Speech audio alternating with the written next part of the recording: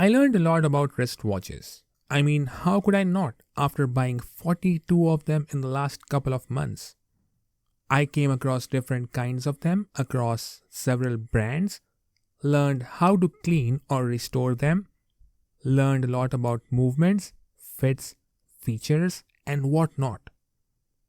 I realize I've made a similar video before, but that was more focused on G-Shocks. In this one, I'll cover some more of it, not focusing on a particular watch or brand, but talking about wristwatches in general.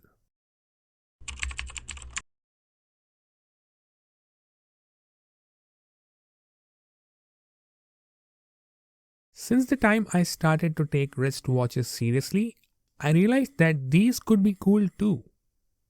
I've also compared some of these, specifically G-Shocks, to ThinkPads in terms of how some of these brands and kinds have a cult following, such that from a normie's perspective, you'd find that some of us do take wristwatches a little too seriously than the others. Wristwatches come at all price points, and that is evident if you look at these two extremes of my collection. Having said that, you do not need an expensive watch to satisfy your needs. Take for example this Casio Forester, which checks most of the boxes for me while being the cheapest in my collection. Besides, there are homage watches like this Bernie that provide you value for your money by costing as little as 1% of the watch it's based on. These are not replicas, but are based on a design by a brand that is usually known for their expensive offerings. Some watches only show time, some also show the date, some also show the day of the week, but that's just the basics. Not talking about smartwatches, I've seen world time, alarm, timers, stopwatches, data banks, calculators, thermometers, compass, moon phases, altimeter, barometer, sunrise and sunset times, tidal info, and that isn't even all. But you may not need more than just the regular timekeeping, and that really depends on your use case. But certainly not all of these features, more so in a single watch. I've had watches that fit perfectly on my slender wrist, while some did not fit well. Having said that, there are some huge watches that can still fit on a smaller wrist depending on the design.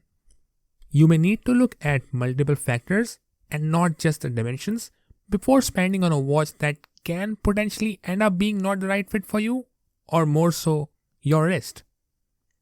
Back when I started my exploration, the Casio Forester just looked perfect, and then I found myself captive by the awesomeness of G-Shocks and failed to look beyond it for some time. But once I stepped outside with my first automatic watch, I realized the obvious, which is that the world of wristwatches is so enormous, there's always going to be that one kind of watch that you haven't experienced. Okay, now brace yourself for some highly opinionated stuff. Ready? I believe just like there's nothing as satisfying to drive as a manual transmission car, more so something as analog and minimalistic as the Toyota 86, or just like running Linux on your machine, more so one that you install using carefully crafted commands on the terminal gives you a sense of ownership of your computer, or just like the manual mode on your digital camera gives you complete control over the pictures that you take, automatic watches just scratch an itch you never knew you had. And I say this coming from G-Shocks that I still love. There are no catch-all watches that would work everywhere. I did come across watches that are GADA, which stands for Go Anywhere and Do Anything, and there are quite a few brands with GADA offerings at various price points. However, it is also subjective as to whether a particular watch can be considered GADA. For example, the Bernie AM139M is very similar to, and even more versatile than, the San Martin SN0113W, which I've heard people referring to as a GADA watch. However, I haven't seen anyone on the web refer to the Bernie as a GADA watch, which I think it is. Another example is the G-Shock Mudman GW9300 that I find perfect in every single way, and to me, that should be a GADA watch. but I'm sure most people would disagree. Using a single watch creates a bond between man and the machine, which is something I had with my 2010 Dell Studio 1558 and also for a while with my ThinkPad X1 Extreme.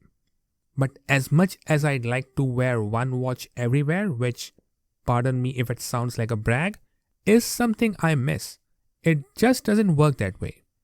And my wife would be a better person to talk about it, as she absolutely hates the Mudman.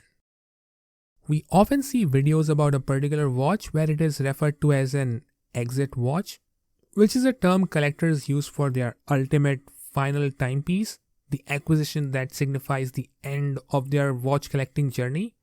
But many people may never find that one watch that would be the last one, and I think that makes sense, as we humans quickly get bored with even the best of toys and soon find something shiny enough to be added to our wish list, and at times even acquire them. I am no different. I do not wear my watches randomly. I have a pattern, often picking up the watch that suits an occasion or plays the best, and I'm sure most watch enthusiasts do it that way. However, I've come to learn, and this is more so in a world where almost everyone wearing a watch is wearing a smartwatch, no one cares about the watch you're wearing, or why you're wearing it on that particular day, and why it matters to you so much. So only wear what makes you happy, as most people do not care, or at least the ones I usually deal with don't. The drop from Casio and G-Shocks to analog automatic watches wasn't nearly as steep as the drop from my Samsung Galaxy Watch to those relatively featureless Casios. However, apart from the superpowers like being able to receive calls right from my watch and appearing like Buzz Lightyear in public, and getting to pretend to wear a Pip-Boy to work every day, I can say that I do not miss anything.